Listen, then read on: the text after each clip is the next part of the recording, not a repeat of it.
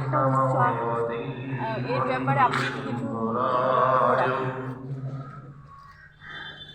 আমাদের শ্রী গৌরাঙ্গ মহাপ্রভুর অভিন্ন তনু শ্রী শ্রী গৌরাঙ্গ মহাপ্রভুর সহচর শ্রী শ্রী গৌরাঙ্গ মহাপ্রভুর অগ্রজ শ্রী শ্রী নিত্যানন্দ প্রভুর 550তম পূর্ণ আবির্ভাব তিথি গতকাল 3রা ফেব্রুয়ারি থেকে আমরা শুরু করেছি এবং বিভিন্ন স্থানে সারা বছর ধরে এই উৎসব চলবে, এটাই আমরা সংকল্প গ্রহণ করেছি।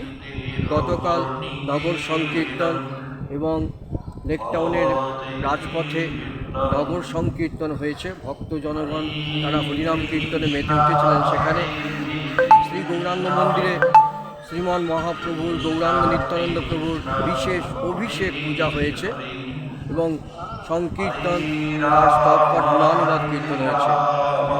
ভারত সংস্কৃতির ঐতিহ্য শ্রী শ্রী নিত্যানন্দ প্রভু নিরভিমানতার শিক্ষা দিয়েছিলেন জগতের জীবকে। কীভাবে নিরভিমান হয়ে, কীভাবে অক্রোধ হয়ে ভগবানের ভাবনার মধ্যে নিজেদেরকে যুক্ত রাখা যায়, অপরের মঙ্গল ভাবনা করার মধ্যে দিয়ে কী করে নিজেদের জীবনটাকে সার্থক করা যায়, এটাই ছিল নিত্যানন্দ প্রভুর শিক্ষা।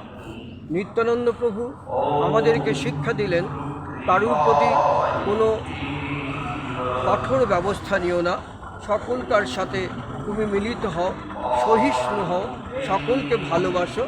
তুমি যে ভগবানকে মন্দিরে পূজা করছো, সেই ভগবান শুধু মন্দিরে নয়, সেই ভগবান সকল জীবের মধ্যে রয়েছেন।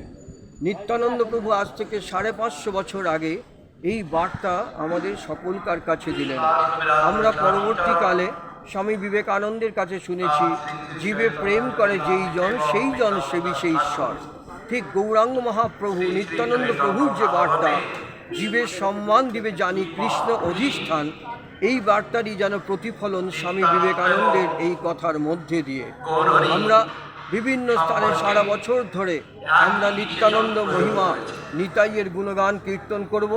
নিত্যানন্দ প্রভুর যে আদর্শ, সেই আদর্শ যাতে জগতের জীবের কাছে সহজভাবে পৌঁছে যায়, তার জন্য আমাদের চেষ্টা থাকবে। এটাই হলো আমাদের মূল লক্ষ্য এবং আমাদের জগতের জীবের কাছে এটাই আমাদের বার্তা। শুধু ভগবানকে ভালোবাসা নয়, ভগবানকে ভালোবাসা জীবের ভালোবাসার মধ্যে দিয়ে সেটাকে সার্থক করে তুলুন। গৌরাঙ্গ মহাপ্রভু প্রভু নিত্যানন্দ বলেছেন, জীবের সম্মান দিবে জানি কৃষ্ণ অধিষ্ঠান। কৃষ্ণকে, কৃষ্ণ হলেন স্বয়ং ভগবান। সেই স্বয়ং ভগবানকে যদি তুমি ভালোবাসতে চাও, তাহলে তুমি জগতের জীবকে ভালোবাসো। হৃদয় শোধন করবার মন্ত্র দিলেন। শুধু দুটো খেতে দিয়ে বা পয়সা দিয়ে বা কম্বল বিতরণ করে শুধু সমাজ সংস্কার হয় না। নিত্যানন্দ গৌরাঙ্গ মহাপ্রভু শিক্ষা দিলেন, সকলকার হৃদয়টাকেও শোধন করতে হবে। তার মনের মধ্যে যে অভাব রয়েছে, মনের ক্ষুধা কী করে মিটবে? পেটের ক্ষুধা না হয় তাকে খেতে দিয়ে মেটানো হলো, কিন্তু মনের ক্ষুধা মিটবে একমাত্র শ্রী ভগবানের সেই হরি নামের মধ্যে দিয়ে। এই জন্যই তারা বলেছেন, যে যেখানে থাকো কোনো বাজ বিচার করবে না, যে যেখানে থাকো সেখানেই থেকে হরিনামকে করো এবং হরিনাম করলে পরে তার তুমি ফল পাবেই পাবে। হাততালি দিলে যেমন গাছের পাখি উড়ে যায়, হাততালি দিলে যেমন মনের, তেমনিভাবে মনের যে কালিমা, পাপ কালিমা সব দূরে সরে যাবে।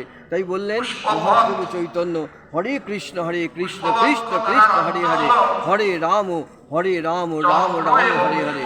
এই যে হরিনাম, এই হরিনাম কি করে? জীবের অন্তরকে শোধন করে। হৃদয় শোধনের মন্ত্র দিলেন নিত্যানন্দ শ্রী গৌরাঙ্গ। যদি নিতাই না হতো, যদি গৌর না হতো, তাহলে বৃন্দাবন বার্তা কে জানাতো? যদি নিতাই না হতো, যদি গৌর না হতো, তাহলে লীলামাধুরী কে জানাতো? যদি নিতাই না হতো, যদি গৌর না হতো, হৃদয় শোধনের মন্ত্র কে জানাতো? যদি নিতাই না হতো, যদি গৌর না হতো, সকলকে কল্যাণ কে করতো? সকলকে টেনে নিয়েছেন দুস্থ, রুগ্ন, অভাবগ্রস্ত যারা হয়েছেন তাদেরকে কাছে টেনে নিয়েছেন। আমরা জানি জগাই মাথায় কথা, তাদেরকে তারা পরম পাপাচারী, তারা অন্যায় কর্মে লিপ্ত থাকতো, তাদেরকে কৃপা করে কী করলেন, তাদের দেহকে, মনকে, হৃদয়কে শোধন করলেন। তারা গঙ্গায় ঘাটে গিয়ে গঙ্গার ঘাট পরিষ্কার করে, তারা গঙ্গার ঘাটে গিয়ে বৃদ্ধ মানুষদের সাথে সহযোগিতা করে, তারা সকলকে প্রণাম করে, তারা কৃষ্ণ নামে তারা তাদের হৃদয়কে শোধন করবার সুযোগ লাভ করেছে প্রভু নিত্যানন্দ। আমরা সেই নিত্যানন্দকে স্মরণ করছি এবং সারা বছর ধরে আমরা স্মরণ করব নিত্যানন্দ প্রভু এই 550তম আবির্ভাব উৎসবকে। 550তম, 550তম, এটা আমাদের কাছে পরম সৌভাগ্য যে 550তম তার আবির্ভাব তিথিতে আমরা সমবেত হচ্ছি। বিভিন্ন স্থানে অনুষ্ঠান চলছে এবং চলবে। আমরা নিত্যানন্দ প্রভু জয় দিই, আমরা গৌরাঙ্গ মহাপ্রভু জয় দিই। সেই জয়ের মধ্যে দিয়ে আমাদেরও অন্তর শুদ্ধ হবে, আমরাও জয়ী হবই হব। হরিনামে সকলকার মঙ্গল হবেই হবে। তারা গ্যারেন্টি দিয়ে রেখে দিয়েছেন। তাই আজও এই 550 বছর পরেও তাদেরকে আমরা শ্রদ্ধার সাথে স্মরণ করছি। জয় গুরু। আচ্ছা, আপনার নাম? প্রভুপাদ ব্রজরাজ কিশোর গোস্বামী। আমিও সেই নিত্যানন্দ বংশের, আমি ত্রয়োদশ গুরু। এটা আমার পরম সৌভাগ্য। এই নিত্যানন্দ বংশে জন্মগ্রহণ করেছি। পরম পূজনীয় কীর্তিদেব প্রখ্যাত বৈষ্ণব দার্শনিক প্রাণকিশোর গোস্বামীজি মহারাজ, যাকে দ্বাদশ নিত্যানন্দ সবাই জ্ঞান করতেন, তিনিও বলেছেন নিতাই ছাড়া গৌড়ের কৃপা লাভ সম্ভব নয়। কমপ্লিমেন্টারি বাট নট সাপ্লিমেন্টারি, একে অপরের পরিপূরক। আজকে সেই কথাকে স্মরণ করি শ্রদ্ধার সাথে।